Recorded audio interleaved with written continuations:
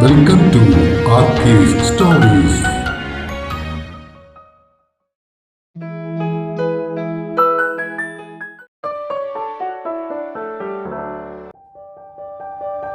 പറയാനിനിയും 66. മംഗലാപുരത്തേക്ക് പോയ ശ്രീഹരി ഒരു ദിവസം കൂടി കഴിഞ്ഞിട്ടാണ് തിരികെ എത്തിയത്. ജിതിനെ കിട്ടിയില്ലെന്നതും അവന്റെ കൂടെയുണ്ടായിരുന്നവനെ കസ്റ്റഡിയിലെടുത്തെന്ന കാര്യവും അവൻ അവിടെ വെച്ച് തന്നെ സുദേവിനോട് വിളിച്ചു പറഞ്ഞിരുന്നു. വേറെ കുറച്ച് കാര്യങ്ങൾ കൂടി പറയാനുണ്ടെന്നതും അത് നേരിട്ട് സംസാരിക്കാമെന്നും അവൻ പറഞ്ഞപ്പോൾ മുതൽ സുദേവ് ആകാംക്ഷയോടെ അവന്റെ വരവും കാത്തിരിക്കുകയായിരുന്നു. വീട്ടിൽ വെച്ച് അക്കാര്യങ്ങൾ സംസാരിക്കേണ്ട എന്ന് ഹരി പറഞ്ഞിരുന്നത് കൊണ്ട് അന്ന് വൈകിട്ട് ക്യൂൻസ് വാക്വേയിൽ സുദേവ് അവനെയും കാത്തിരുന്നു.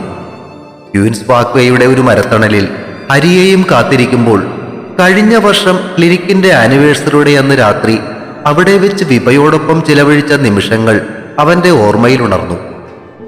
കായലിനരികിലെ ആ ഹാൻഡ് റെയിലിൽ ചാരി നിന്ന് അവൾ പാടിയ പാട്ട് കേട്ട് ആസ്വദിച്ചു നിന്ന നിമിഷങ്ങളിൽ കാറ്റിലൊഴുകിയെത്തിയ അവളുടെ മുടിയിഴകൾ മുഖത്ത് വീണുലഞ്ഞപ്പോൾ അന്ന് ആദ്യമായി അവളുടെ ആ ഗന്ധമറിഞ്ഞ നിമിഷങ്ങൾ വീണ്ടുമൊന്ന് ആസ്വദിക്കും പോലെ അവൻ കണ്ണുകളടച്ച് ശ്വാസം മാഞ്ഞു വലിച്ചു.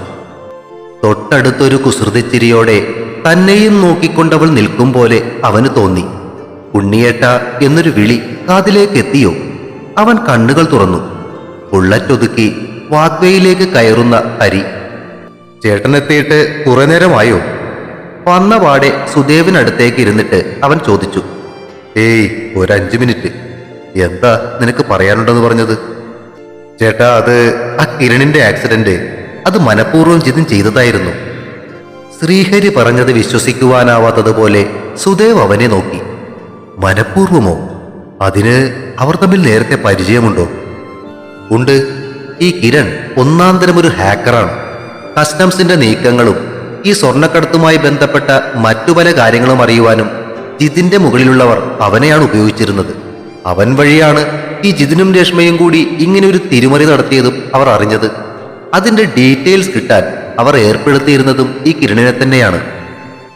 ആലപ്പുഴയിൽ വെച്ച് ജിതിനെ ഭീഷണിപ്പെടുത്താനാണ് കിരൺ കാത്തുനിന്നിരുന്നത്.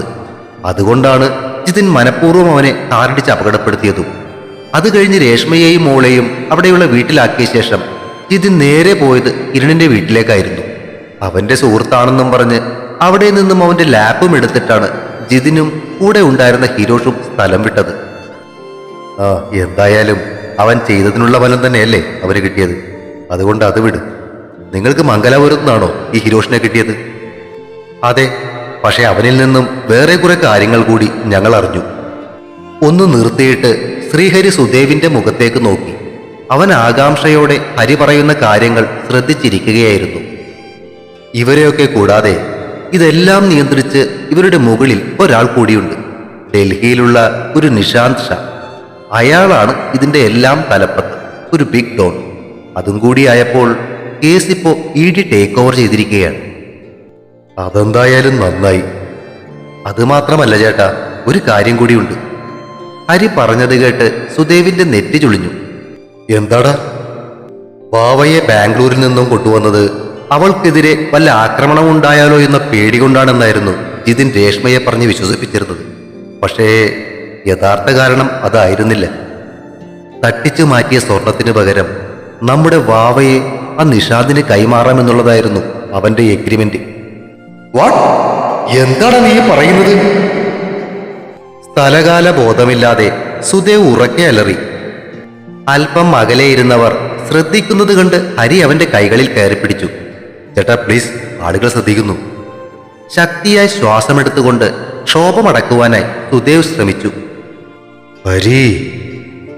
അല്പസമയത്തിന് ശേഷം തന്നെ വിളിച്ച ചേട്ടന്റെ ശബ്ദത്തിലെ ആ വ്യത്യാസം മനസ്സിലാക്കിയ ഹരി എന്തിനും തയ്യാറെന്ന മട്ടിൽ സുദേവിനെ നോക്കി. ആ ജിതിനെ, അവനെ പോലീസുകാർക്ക് കിട്ടും മുന്നേ നമ്മുടെ കയ്യിൽ കിട്ടണം. നിനക്കതിന് കഴിയോടാ?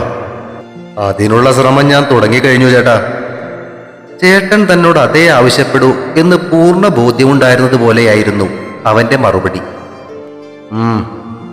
എന്റെ കൊച്ചിനെ വിൽക്കാൻ നോക്കിയവനെ എനിക്കൊന്ന് നേരിട്ട് കാണണം. കേട്ടല്ലോ നീ? ഏറ്റു ചേട്ടാ. അവൻ ഡൽഹിയിലേക്ക് പോയിരിക്കുകയാണെന്നാണ് കൂടെ ഉണ്ടായിരുന്നവന് പോലും അറിയാവുന്നത്. അതുതന്നെയാ ഇടിയും വിശ്വസിച്ചിരിക്കുന്നത്. പക്ഷേ അവൻ പാലക്കാടോ കോയമ്പത്തൂരോ എവിടെയോ ഉണ്ട്, അത്രയും വിവരം കിട്ടിയിട്ടുണ്ട്. കനപ്പിച്ചൊരു മൂളലിൽ ഉള്ളിലെ വികാരവിക്ഷോഭങ്ങളടക്കി സുദേവ് കായലിലേക്ക് നോക്കി. അകലെയായി കാണുന്ന ചീനവലകളിലെ വിളക്കുകൾ ഓരോന്നായി തെളിഞ്ഞു വരുന്നുണ്ടായിരുന്നു. സായം സന്ധ്യയുടെ കുങ്കുമച്ചോപ്പിന്റെ ഭംഗിയെ ഇരുട്ടൊരു വശത്തു നിന്നും കാർന്നു തിന്നാൻ തുടങ്ങിയിരിക്കുന്നു. കുറച്ചു ദിവസങ്ങൾക്ക് ശേഷമുള്ള ഒരു രാത്രിയിൽ കോയമ്പത്തൂര് ചെട്ടിപ്പാളയം റോഡിലുള്ള പ്രേംസ് ബിരിയാണി സ്പെഷ്യൽ ഹോട്ടലിൽ നിന്നും രാത്രിയിലേക്കുള്ള ഭക്ഷണവും വാങ്ങി മെട്ടൂർ റോഡിന്റെ അറ്റത്തുള്ള ഓടിട്ട വീട്ടിലേക്ക് വരികയായിരുന്നു ജിതിൻ. ഒരു ട്രാക്ക് പാന്റും കുടി ബനിയനുമായിരുന്നു അവന്റെ വേഷം. ചുറ്റിനും ഒന്ന് നോക്കിയ ശേഷം അവൻ വീടിനകത്തേക്ക് കയറി വാതിലടച്ച് ഭക്ഷണം കഴിക്കാൻ തുടങ്ങുന്നതിനിടയിലായിരുന്നു വാതിൽക്കൽ ഒരു മുട്ട് കേട്ടത്. ഇട്ടിരുന്ന ട്രാക്ക് സൂട്ടിന്റെ പുറകിൽ നിന്നും ഒരു ചെറിയ റിവോൾവർ വലിച്ചെടുത്ത് അവൻ മെല്ലെ വാതിലിനടുത്തേക്ക് അടികൾ വെച്ചു. യാര്? വാതിലിന് തൊട്ടടുത്ത് എത്തിയ ജിതിൻ വിളിച്ചു ചോദിച്ചു. നാൻദാ സാർ മുരുക. അവിടെ വീട് തരപ്പെടുത്തി കൊടുത്ത മുരുകന്റെ ശബ്ദം വെളിയിൽ നിന്നും കേട്ടതും ജിതിൻ വാതിലിന്റെ കൊളുത്തെടുത്തു. പുറത്തുനിന്നും ആരുടെയോ ശക്തിയേറെ ചവിട്ടേറ്റ് വാതിൽ പാളികൾ മലർക്കെ തുറന്നു. ആ പാളി വന്നടിച്ച് ജിതിൻ പുറകോട്ട് തെറിച്ചു വീണു. അവന്റെ കയ്യിലിരുന്ന തോക്ക് ദൂരേക്ക് തെറിച്ചുപോയി. അകത്തേക്ക് കയറി വന്ന സുദേവിനെ കണ്ടതും അവന്റെ വായിലെ വെള്ളം വറ്റി. ഉമിനീരിറക്കിയ അവൻ തെറിച്ചുപോയ തോക്കിനായി ചുറ്റിനും പരതി. സുദേവിന് പുറകെ അകത്തേക്ക് കയറിയ ശ്രീഹരി അപ്പോഴേക്കും വാതിലടച്ച് കൊളുത്തിട്ടിരുന്നു. പുറത്തു നിന്നിരുന്ന മുരുകൻ അവർ കൊടുത്ത കാശും വെണ്ണി ചിരിച്ചുകൊണ്ട് സ്ഥലം വിട്ടു. കൈ കുത്തി എഴുന്നേൽക്കാൻ ശ്രമിച്ച ജിതിന്റെ മുഖമടച്ച് അടി വീണിരുന്നു. ഇരയെ കടിച്ചുകുടയുന്ന സിംഹത്തെ പോലെ സുദേവ് അവനെ എടുത്തിട്ട് പെരുമാറി.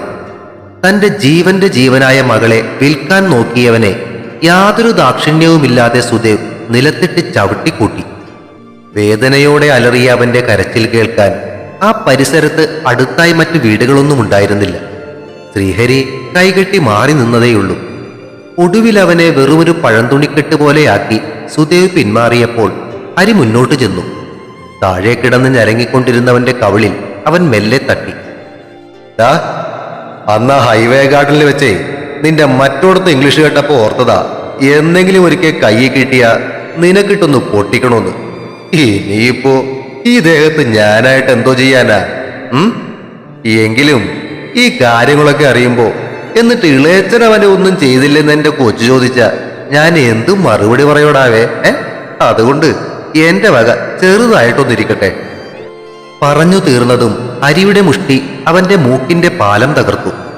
ബോധം മറഞ്ഞ അവന്റെ ശിരസ് ഒരു വശത്തേക്ക് ചരിഞ്ഞു. വാതിൽ ചാരി പുറത്തേക്കിറങ്ങിയ സുദേവും ഹരിയും ജാക്കറ്റ് വലിച്ചിട്ടിട്ട് റോഡിൽ ഒതുക്കി വെച്ചിരുന്ന ബുള്ളറ്റിന് നേർക്ക് നടന്നു. അവരുടെ ബുള്ളറ്റ് ചെട്ടിപ്പാളയം റോഡിലേക്ക് തിരിഞ്ഞ് ഉക്കടത്തേക്ക് പാഞ്ഞപ്പോൾ റോഡിൽ ഇരുട്ട് വീണ് കിടന്നിരുന്ന ഒരു മൂലയിൽ ഒതുക്കിയിട്ടിരുന്നൊരു ബ്ലാക്ക് ഓഡിയുടെ ലൈറ്റുകൾ പ്രകാശിച്ചു. നേരിയ മുരൾച്ചയോടെ മെയിൻ റോഡിൽ നിന്നും തിരിഞ്ഞ് മെട്ടൂർ റോഡിലേക്ക് കയറിയ ആ ഓടി ജിതിൻ താമസിച്ചിരുന്ന വീടിനെ ലക്ഷ്യമാക്കി ഇരുട്ടിലൂടെ മെല്ലെ നീങ്ങി. 3-4 ദിവസങ്ങൾക്കപ്പുറം ഒരു ദിവസം മംഗലാപുരത്തെ ഗുരുപുര നദിക്കരയിൽ കളിച്ചുകൊണ്ടിരുന്ന കുട്ടികളാണ് നദിക്കരയിൽ കിടന്നിരുന്ന ഒരു ചാക്കുകെട്ട് പട്ടികൾ കടിച്ചു വലിക്കുന്നത് ശ്രദ്ധിച്ചത്. സംശയം തോന്നിയ നാട്ടുകാർ അറിയിച്ചതനുസരിച്ച് പോലീസ് എത്തി ആ ചാക്കുകെട്ട് തുറന്നപ്പോൾ അതിനകത്ത് ഒരു യുവാവിന്റെ മൃതശരീരമായിരുന്നു. അന്നു വൈകിട്ട് ശ്രീഹരി വിളിച്ചു പറഞ്ഞതനുസരിച്ച് സുദേവ് അവനെ കാണാൻ കളമശ്ശേരി പോലീസ് സ്റ്റേഷനിലേക്ക് ചെന്നു. ഹരി അവനെയും കാത്തിരിക്കുകയായിരുന്നു. SIയുടെ മുറിയിലേക്ക് കയറി ചെന്ന സുദേവിനോട് ഇരിക്കാൻ പറഞ്ഞിട്ട് അവൻ പറയാൻ തുടങ്ങി. ചേട്ടാ, നമ്മൾ പ്രതീക്ഷിച്ചിരുന്നത് പോലെ ആ ജിതിന്റെ പൊടി മംഗലാപുരത്തു നിന്നും കിട്ടിയിട്ടുണ്ട്. നിഷാൽ ഷായുടെ ആൾക്കാർ തന്നെയാ ചെയ്തിരിക്കുന്നത്. ഈ പ്രശ്നങ്ങൾക്കെല്ലാം കാരണക്കാരനായനെ അവന്മാർ വെറുതെ വിടില്ലെന്ന കാര്യം ഉറപ്പായിരുന്നു. അതുകൊണ്ട് തന്നെ അന്വേഷണ സംഘത്തിന് അതിൽ വലിയ അത്ഭുതമൊന്നുമില്ല. അവർക്ക് കിട്ടാനുള്ള തെളിവുകളൊക്കെ കിട്ടിക്കഴിഞ്ഞിരിക്കുന്നു. രേഷ്മ അറിഞ്ഞോ ഈ കാര്യങ്ങളൊക്കെ? സുദേവിന്റെ ശബ്ദത്തിൽ ഭാവവ്യത്യാസങ്ങളൊന്നും ഉണ്ടായിരുന്നില്ല. ഉവ്, അവരിപ്പോ റിമാൻഡിലാണല്ലോ. ഇന്ന് ഉച്ചയ്ക്ക് ഞാൻ അവരെ കണ്ടിരുന്നു. ജിതൻ മരിച്ച കാര്യം അറിഞ്ഞപ്പോ അവരത് പ്രതീക്ഷിച്ചിരുന്നത് പോലെയാ പെരുമാറിയത്. പക്ഷേ നമ്മുടെ വാവയെ ആ നിഷാദിന് കൈമാറാനായിരുന്നു ജിതിന്റെ തീരുമാനമെന്ന് പറഞ്ഞപ്പോൾ അവരാകെ തകർന്നുപോയി. എന്റെ മുന്നിൽ വെച്ച് കുറെ കരഞ്ഞു. അവളെ ഒന്ന് കാണാൻ പറ്റുമെന്നും ചോദിച്ചു. അതിന് ഞാൻ മറുപടി ഒന്നും കൊടുത്തില്ല. പക്ഷെ ഇപ്പോഴും പുറത്തുള്ള ഷായുടെ ആൾക്കാരുടെ അടുത്ത ലക്ഷ്യം ഈ രേഷ്മയാണെന്ന് അറിഞ്ഞത് നമ്മളെ സംബന്ധിച്ച് അതൊരു അടഞ്ഞാധ്യായമാണെങ്കിലും ചേട്ടൻ അറിഞ്ഞിരിക്കണമെന്ന് തോന്നിയതുകൊണ്ട് പറഞ്ഞതേ ഉള്ളൂ കേട്ടോ. അതിനും മറുപടിയായി അവനൊന്ന് മൂളുക മാത്രമേ ചെയ്തുള്ളൂ. വാവയെ കാണാനായിട്ട് ശബരിച്ചേട്ടനൊക്കെ എന്ന് വരുമെന്നാ പറഞ്ഞത്. അവര് ശനിയാഴ്ച എത്തും. അവനൊന്ന് നിർത്തിയിട്ട് തുടർന്ന് ചോദിച്ചു. എടാ, അവരിനി നമ്മുടെ വാവയുടെ നേരെ എങ്ങനെ തിരിയാൻ സാധ്യതയുണ്ടോന്നാ എന്റെ പേടി. ഏയ്, ജിതിനെ കിട്ടിയില്ലായിരുന്നെങ്കിൽ ഒരു പക്ഷേ അവരതിന് ശ്രമിച്ചേനെ. ഇനി അങ്ങനെ പേടിക്കേണ്ട കാര്യമൊന്നുമില്ല. അഥവാ അങ്ങനെ ഒരു മൂവ് അവരുടെ അടുത്തൊന്നും ഉണ്ടായാൽ തന്നെ അതറിയാനുള്ള കാര്യങ്ങളൊക്കെ ഞാൻ ചെയ്തിട്ടുണ്ട്. എന്തായാലും അവരുടെ കാര്യങ്ങളിൽ കുറച്ചു നാളത്തേക്ക് നിന്റെ ഒരു കണ്ണുണ്ടായിരിക്കണം. അത് ഞാൻ ഏറ്റു ചേട്ടാ. ചേട്ടൻ എന്നാ വിട്ടോ? ഇനിയിപ്പോ ഫ്ലാറ്റിലേക്കല്ലേ? അതെ. ഹരിയോട് മറുപടി പറഞ്ഞ ശേഷം സുദേവ് എഴുന്നേറ്റു. അകത്ത് ഉയർന്ന വോളിയത്തിൽ വെച്ചിരുന്ന പാട്ടിന്റെ ശബ്ദം ഫ്ലാറ്റിനടുത്തേക്ക് എത്താറായപ്പോൾ തന്നെ സുദേവിന് കേൾക്കാൻ സാധിക്കുന്നുണ്ടായിരുന്നു. ശ്രുതിക്കുട്ടിയുടെ ആഗ്രഹപ്രകാരമായിരുന്നു ഒരു സൗണ്ട് ബാർ വാങ്ങി ടിവിയിലേക്ക് കണക്ട് ചെയ്തിരുന്നത്. ഡോറിന് മുന്നിലെത്തിയ അവൻ കോളിംഗ് ബെൽ അടിക്കാതെ തന്നെ ഹാൻഡിലിൽ പിടിച്ച് മെല്ലെ തിരിച്ചു നോക്കി. പ്രതീക്ഷിച്ചതുപോലെ വാതിൽ ചാരിയിട്ടേ ഉണ്ടായിരുന്നുള്ളൂ. വാതിൽ തുറക്കുന്നതിന്റെ ശബ്ദത്തിനും മുകളിലായിരുന്നു അകത്ത് പാട്ടിന്റെ ശബ്ദം. അകത്ത് ഒരേ കളറിലുള്ള ഫ്ലോറൽ പ്രിന്റഡ് നൈറ്റ് സ്യൂട്ടും ഇട്ട് പാട്ടിനൊപ്പം ഡാൻസ് കളിക്കുന്ന വിപക്കുട്ടിയും ശ്രുതിക്കുട്ടിയും. വാതിൽ തുറന്ന ഒരാൾ അകത്തേക്ക് വന്ന കാര്യം പോലും അറിയാതെ രണ്ടും കൂടി ഡാൻസ് എന്ന പേരിൽ തലകുത്തി മറിയുകയാണ്. അതുപോലൊരു ഐറ്റം സുദേവ് ആദ്യമായി കാണുകയായിരുന്നു. അതിന്റെ പകപ്പിൽ അല്പനേരം മിഴിച്ചു നിന്ന് അവൻ അകത്തേക്ക് കയറി TV ഓഫ് ചെയ്തപ്പോഴാണ് ഡാൻസുകാർ രണ്ടും ഞെട്ടിത്തിരിഞ്ഞു നോക്കിയത്. അച്ഛേ എന്നും വിളിച്ചുകൊണ്ട് ശ്രുതിക്കുട്ടി മുന്നോട്ട് ചാടിയപ്പോൾ വിപ ഒരു ഇളിഞ്ഞ ചിരിയോടെ നഖം കടിച്ച് മാറി നിന്നു. എന്തോന്നാടാ പിള്ളേരെ ഇത്? രണ്ടുപേരോടുമായി അവൻ ചോദിച്ചു. ഞങ്ങളേ ആ ചേരം ഡാൻസ് പ്രാക്ടീസിലായിരുന്നു. ഇതച്ചുകൊണ്ട് ശ്രുതിക്കുട്ടി മറുപടി നൽകി. ഓഹോ, ഞാൻ കരുതി രണ്ടിനും ഷോക്കടിച്ചതാണെന്ന്. സെറ്റിയിലേക്ക് ഇരുന്നിട്ട് അവൻ പറഞ്ഞു. ശ്രുതിക്കുട്ടി വിപയുടെ നേരെ തിരിഞ്ഞു. ഹൊറിബിൾ, എങ്ങനെ സഹിക്കുന്നു വിവാമ ഇതിനെ? പറ്റിപ്പോയില്ലേ മോളെ? സെറ്റിയിൽ ചുരണ്ടിക്കൊണ്ട് അവൾ പറഞ്ഞത് കേട്ട് സുദേവ് ചാടി എഴുന്നേറ്റു. ഡീ, നിന്നോടൊക്കെ പല പ്രാവശ്യം ഞാൻ പറഞ്ഞിട്ടുള്ളതാ ഈ വാതിലടച്ച കുറ്റിയിടാൻ മറക്കരുതെന്ന്. സുദേവ് കൈ ഓങ്ങിയതും ചിരിച്ചുകൊണ്ടവൾ അടുക്കളയിലേക്കോടി. ഞാനല്ല, അവളാ വാതിലടച്ച്. ഉണ്ണിട്ടും പോയി ഫ്രഷ് ആയിട്ട് വന്നേ, ഞാൻ ചായ ഇടാം. വിപ വിളിച്ചു പറഞ്ഞത് കേട്ട് ശ്രുതിക്കുട്ടിയും അവൾക്കു പുറകെ ഓടി. പലഹാരം ഞാൻ എടുക്കാം. ഓടുന്നതിനിടയിൽ അവൾ പറഞ്ഞത് കേട്ട് സുദേവ് ചിരിയോടെ തലകുലുക്കി. ശനിയാഴ്ച വൈകുന്നേരം 7 മണിയായിരുന്നു ശബരിയും ശ്രീജയും പിള്ളേരും വരുന്ന ഫ്ലൈറ്റിന്റെ സമയം. സുദേവും ഹരിയും കൂടി പോയി അവരെ കൊണ്ടുവരാമെന്നതായിരുന്നു ആദ്യത്തെ പ്ലാൻ. പിള്ളേരെ എയർപോർട്ടിൽ വെച്ച് തന്നെ കാണണമെന്ന് ശ്രുതിക്കുട്ടി നിർബന്ധം പിടിച്ചതോടെ അവളെയും കൊണ്ടുപോകാമെന്നായി. എങ്കിൽ ഞാനും വൈകുന്നേരം നേരത്തെ എത്താം, എന്നിട്ട് ഒരുമിച്ച് പോകാമെന്ന് വിപ പറഞ്ഞപ്പോൾ ആശ്രയയും അതിനൊപ്പം തൂങ്ങി. എല്ലാവരും കൂടി പോകുന്നെങ്കിൽ പിന്നെ ഞാൻ എന്തിനാ ഇവിടെ നിൽക്കുന്നേ എന്ന് അപ്പച്ചുകൂടി ചോദിച്ചതോടെ കാര്യങ്ങൾക്കൊരു തീരുമാനമായി. വൈകുന്നേരം 5 മണിയായപ്പോൾ 12 പേരുടെ സീറ്റിംഗ് കപ്പാസിറ്റിയുള്ള ഒരു ടെമ്പോ ട്രാവലർ അപ്പച്ചിയുടെ വീടിന് മുന്നിലെത്തി. എല്ലാവരും കൂടി അതിൽ കയറി ആഘോഷമായിട്ടാണ് ശബരിയെയും കുടുംബത്തെയും കൊണ്ടുവരാൻ എയർപോർട്ടിലേക്ക് പോയത്. ആലുവായിലും പറവൂർ കവലയിലുമുള്ള ബ്ലോക്കെല്ലാം കഴിഞ്ഞ് ഡൊമസ്റ്റിക് ടെർമിനലിന്റെ അറൈവൽ ഏരിയയിലേക്ക് അവർ എത്തുമ്പോഴേക്കും സമയം 6:30 കഴിഞ്ഞിരുന്നു. 7 മണിക്ക് തന്നെ അവർ വരുന്ന ഫ്ലൈറ്റ് ലാൻഡ് ചെയ്തതായിട്ടുള്ള അറിയിപ്പ് സൈൻ ബോർഡിൽ കണ്ടു. അല്പസമയത്തിനു ശേഷം ലഗേജ് ക്ലിയറൻസും കഴിഞ്ഞ് പുറത്തേക്ക് വന്ന അവരെ കണ്ട് ആദ്യം മുന്നോട്ട് ഓടിച്ചെന്നത് ശ്രുതിക്കുട്ടി തന്നെയായിരുന്നു. അടുത്തേക്ക് ചെന്ന് അവളെ ശബരി ചേർത്ത് പിടിച്ചപ്പോൾ അവൾ ശബരിയുടെ ഒക്കത്തിരുന്ന അപ്പൂസിന് നേർക്ക് കൈനീട്ടി. അവൻ പക്ഷേ അപരിചിത ഭാവത്തിൽ തല തിരിച്ചതേയുള്ളൂ. ഇളയച്ച, ഇവൻ എന്നെ മറന്നല്ലോ ഒന്നേ. മുഖം വീർപ്പിച്ച അവൾ ഒരിക്കൽ കൂടി കൈനീട്ടിയെങ്കിലും നിരാശയായിരുന്നു ഫലം. അതോടെ അവൾ അമ്മുവിന് നേരെ തിരിഞ്ഞു. ഡി അമ്മൂസേ, നീ ചേച്ചിനെ ഓർക്കുന്നുണ്ടോ? ഓർമ്മയുണ്ടെന്ന മട്ടിൽ അവൾ തലയാട്ടി ചിരിച്ചു. കണ്ടോ ഡപ്പൂസേ, നിന്റെ ചേച്ചിക്കേ എന്നെ ഓർമ്മയുണ്ട്. നീ പോയിക്കോട്ടോ, നിന്നെനിക്ക് വേണ്ട. വടി അമ്മൂസേ, പോകുമ്പോ നമുക്ക് ഐസ്ക്രീം വാങ്ങാട്ടോ. ഐസ്ക്രീം എന്ന് കേട്ടതും അച്ഛന്റെ തോളിൽ നിന്നും അവനൊന്ന് തല പൊക്കി നോക്കി. പക്ഷേ അവനെ ശ്രദ്ധിക്കാതെ ശ്രുതിക്കുട്ടി അമ്മുവിനെയും പിടിച്ച് മുന്നോട്ട് നടന്നു കഴിഞ്ഞിരുന്നു. പതിവില്ലാതെ സ്വീകരിക്കാൻ എല്ലാവരും വന്നിരിക്കുന്നത് കണ്ട് ശബരിക്കും ശ്രീജയ്ക്കും അത്ഭുതമായിരുന്നു. എന്താ ചേട്ടാ എല്ലാവരും കൂടി വന്നേക്കുന്നേ? ശബരി ചോദിച്ചു. ഓ ചുമ്മാ. ലഗേജുകളിൽ ഒന്ന് എടുക്കുന്നതിനിടയിൽ സുദേവ് മറുപടി പറഞ്ഞു. ടെമ്പോ ട്രാവലറിൽ തിരികെയുള്ള യാത്രയും ആഘോഷമായിട്ടായിരുന്നു. അമ്മുവും സുതിക്കുട്ടിയും കൂടി ഏറ്റവും പുറകിലെ സീറ്റിൽ ഒച്ചപ്പാടും ബഹളവുമായി കൂടിയപ്പോൾ തൊട്ടു മുന്നിലെ സീറ്റിൽ അമ്മയോടൊപ്പം ഇരിക്കുകയായിരുന്ന അപ്പു സീറ്റിൽ എഴുന്നേറ്റ് നിന്ന് പുറകിലിരിക്കുന്ന ചേച്ചിമാരുടെ ബഹളവും നോക്കി നിന്നു. വിഭയും ആശ്രയയും ശ്രീജയും അപ്പച്ചിയും കൂടി ശ്രുതിക്കുട്ടിയുടെ കാര്യങ്ങൾ സംസാരിച്ചപ്പോൾ ഹരിയും സുദേവും കൂടി ശബരിയോട് ജിതിന്റെ കാര്യങ്ങൾ പറയുകയായിരുന്നു. തിരികെയുള്ള യാത്രയിൽ സുദേവ് പറഞ്ഞതനുസരിച്ച് ഡ്രൈവർ വണ്ടി ആലുവയ്ക്കടുത്തുള്ള തെങ്ങോല റെസ്റ്റോറന്റിലേക്ക് കയറ്റി. അവിടെ നിന്നും മീൻ വിഭവങ്ങൾ കൂട്ടി സമൃദ്ധമായൊരു ഭക്ഷണവും കഴിച്ച ശേഷം ഇറങ്ങാൻ നേരമായപ്പോഴേക്കും അപ്പു ശ്രുതിക്കുട്ടിയുമായി കൂട്ടായിരുന്നു. ഭക്ഷണത്തിന് ശേഷം പിള്ളേർക്ക് ബട്ടർ സ്കോച്ച് ഐസ്ക്രീം കൂടി വേണമെന്ന് പറഞ്ഞതോടെ മുതിർന്ന പിള്ളേരും അവരുടെ കൂടെ കൂടി. എല്ലാം കഴിച്ചു കഴിഞ്ഞ് പുറത്തേക്ക് ഇറങ്ങുമ്പോഴേക്കും അപ്പൂസ് ശ്രുതിക്കുട്ടിയുടെ തോളിൽ സ്ഥാനം പിടിച്ചിരുന്നു. ക്യാഷ് കൗണ്ടറിന് നേരെ അവൻ കൈ ചൂണ്ടുന്നത് കണ്ടാണ് ശ്രുതിക്കുട്ടിയും അങ്ങോട്ട് ശ്രദ്ധിച്ചത്.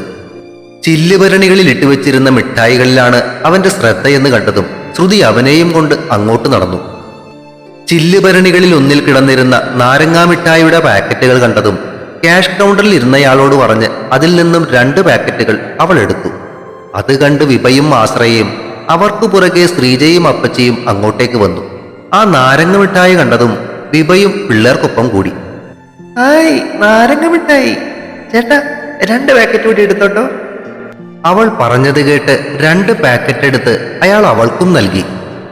പിള്ളേരെ, ഇതൊന്നും അത്ര നല്ലതല്ല കേട്ടോ.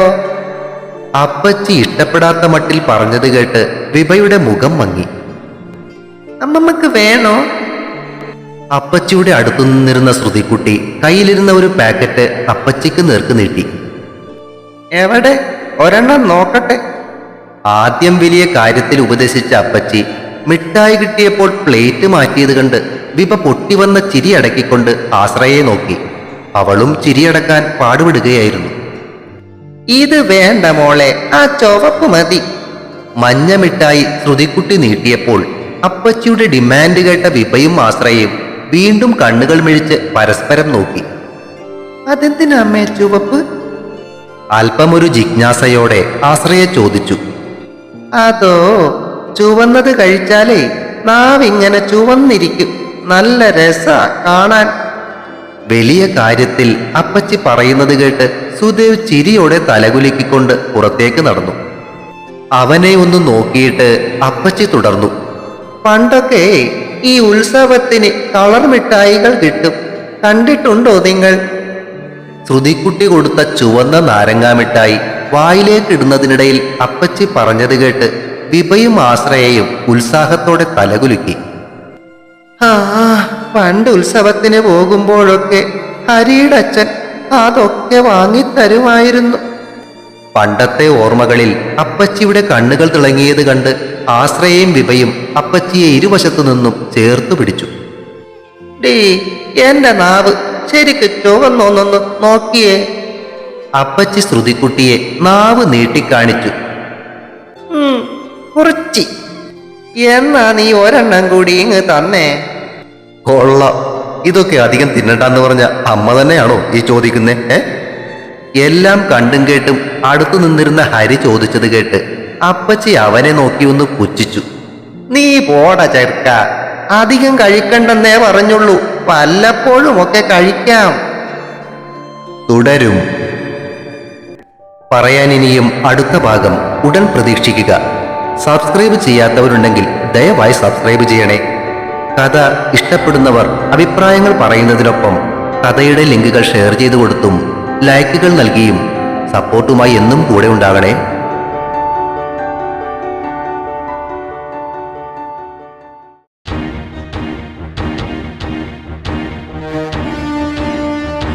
See you soon.